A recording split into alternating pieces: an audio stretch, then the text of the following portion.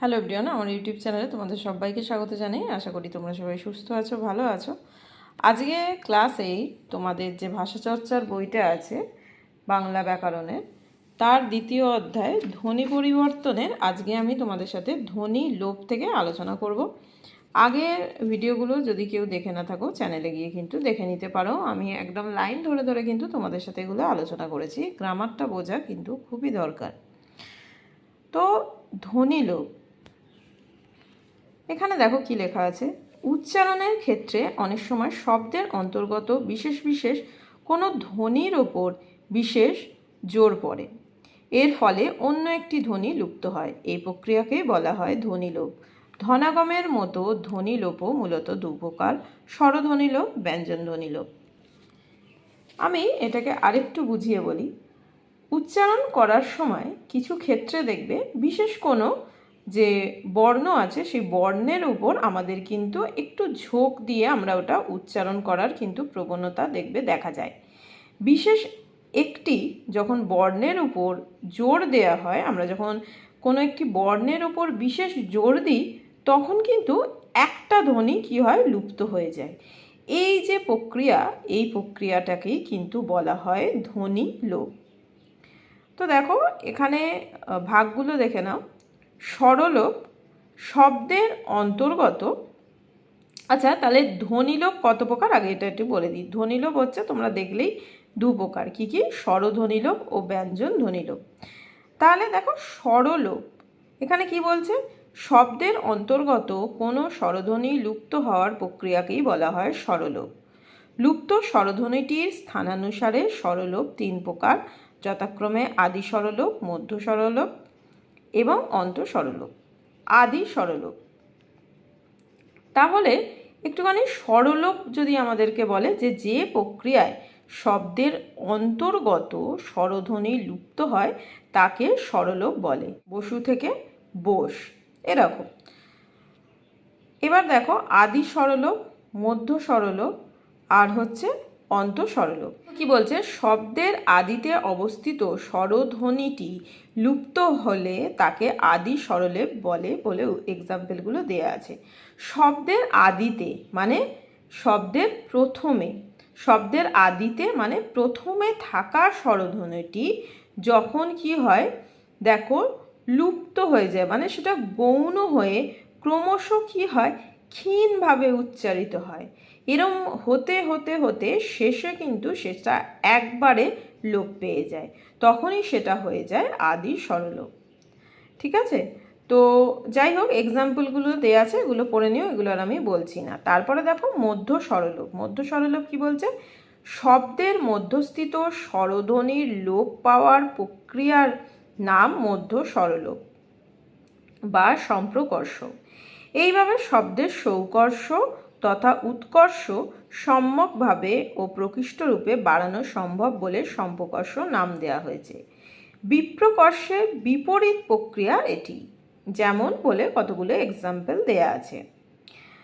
তো দেখো, শব্দের মধ্যবর্তী স্থানে অবস্থিত কোনো স্বরধ্বনি উচ্চারণ ক্ষীণ হতে হতে যখন অবশেষে লুপ্ত হয় তখন সেটা মধ্য স্বরলোপ হয়। সেই জন্যই কিন্তু এটা শব্দের মধ্যবর্তী স্থানে অবস্থিত কোনো স্বরধ্বনির উচ্চারণটা হয়। এখানে অনেক এক্সাম্পল দেয়া আছে, যেটা আমাদের রেয়ার এক্সাম্পল। আমরা বলে থাকি গামোছাকে গামছা, জানালাকে জানলা। ঠিক আছে? এই রকম এক্সাম্পলগুলো তোমরা খেয়াল করবে, তাহলেই বুঝতে পারবে। অন্ত স্বরলোপ, শব্দের শেষে থাকা স্বরধ্বনির লোপকেই বলা হয় অন্ত স্বরলোপ। বাংলা ভাষার শব্দের অন্ত প্রায়শই লোপ পায়। বস্তুত বাংলা ভাষার অন্যতম বিশিষ্ট ধ্বনিতাত্ত্বিক লক্ষণের মধ্যেই এটি পড়ে। অন্ত স্বরলোপ, স্বাভাবিক উচ্চারণের শব্দের শেষের দিকে শ্বাসের জোর কম আসে এবং শব্দের শেষে অবস্থিত স্তর কি হয়, ক্ষীণভাবে উচ্চারিত হতে হতে শেষে একবারে লোপ পেয়ে যায়, সেটাই হচ্ছে অন্ত স্বরলোপ। এখানে এক্সাম্পল দিয়ে দেওয়া আছে, দেখে নিও। তাও দেখবে রাশি সেটা হয়ে যায় রাস, রাতি সেটা হয়ে যায় রাত, ইত্যাদি। এইখানটা একটুখানি তোমরা পড়ে নিও, আমি তারপরে যাচ্ছি ব্যঞ্জন লোপ।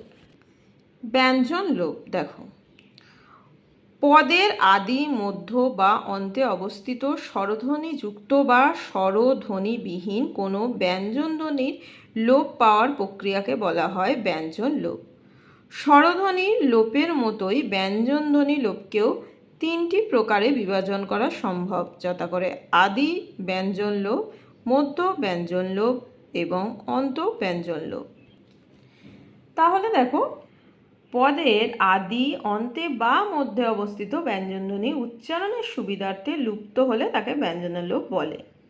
ঠিক আছে, যেমন ধরো পদোদক, সেটা হয়ে যায় পাদক। যেমন ধরো পাদোদক, আমরা সেটাকে কি বলি? পাদক, মানে এখানে দ লুপ্ত।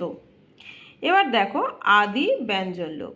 শব্দের আদিতে থাকা ব্যঞ্জনধ্বনির লোপ পাওয়ার পদ্ধতিকে বলা হয় আদি ব্যঞ্জনলোপ। তাহলে আমরা বলছি ব্যঞ্জনলোপ আবার তিন প্রকার: আদি ব্যঞ্জনলোপ, মধ্য ব্যঞ্জনলোপ, অন্ত ব্যঞ্জনলোপ। তাহলে আদি ব্যঞ্জনলোপ কোনটা? শব্দের আদি মানে প্রথমে থাকা ব্যঞ্জন বর্ণের যে লুপ্ত হওয়ার প্রক্রিয়া, সেটাকেই আমরা আদি ব্যঞ্জনলোপ বলি। যেমন দেখবে স্থানকে আমরা অনেক সময় কি বলি? স্থানকে থান, স্ফটিককে ফটিক, তাই তো? আর এখানে তো এক্সাম্পল দেয়া আছে, ওগুলো পড়ে নিও। মধ্য ব্যঞ্জন লোপ। শব্দের মধ্যস্থিত ব্যঞ্জনধ্বনির লোপ পাওয়ার ঘটনাকে বলা হয় মধ্য ব্যঞ্জন লোপ। তাহলে আমরা কি বুঝলাম? শব্দের মধ্যে অবস্থিত ব্যঞ্জনধ্বনি লুপ্ত হওয়ার প্রক্রিয়াকে বলে মধ্য ব্যঞ্জন লোপ। এক্সাম্পল এখানে দেয়াই আছে। যেমন দেখবে, আমি একটুখানি বলি যে জামাইবাবুকে আমরা দেখবে এখন বেশিরভাগ জামাইবাবু এরকম বলি, তারপর কার্পাসকে কাপাস এরকম হয়ে যায়। তো সেটাই হচ্ছে মধ্য ব্যঞ্জন লোপ। আচ্ছা, অন্ত ব্যঞ্জন লোপ। শব্দের শেষে থাকা ব্যঞ্জনধ্বনি লোপ পেলে তাকে অন্ত ব্যঞ্জন লোপ বলা হয়, তাই তো? তাহলে শব্দের অন্তে মানে শেষে অবস্থিত যে ব্যঞ্জনধ্বনি লোপ পাওয়ার যে প্রক্রিয়া, সেটাকে আমরা অন্ত ব্যঞ্জন লোপ বলি। যেমন এখানে এক্সাম্পল দেয়া আছে, বড় দাদা বড়দা হয়ে যায় কাকিমা কাকি, মামিমা মামি, মাসিমা মাসি ইত্যাদি। এরপরে তোমাদের যেটা আছে সেটা হচ্ছে ধ্বনির রূপান্তর। ধ্বনির রূপান্তরটা আমি তোমাদের সাথে নেক্সট দিন আলোচনা করব। তো আজকে ভিডিওটা এখানেই শেষ করলাম। সবাই খুব ভালো থেকো, সুস্থ থেকো, টাটা।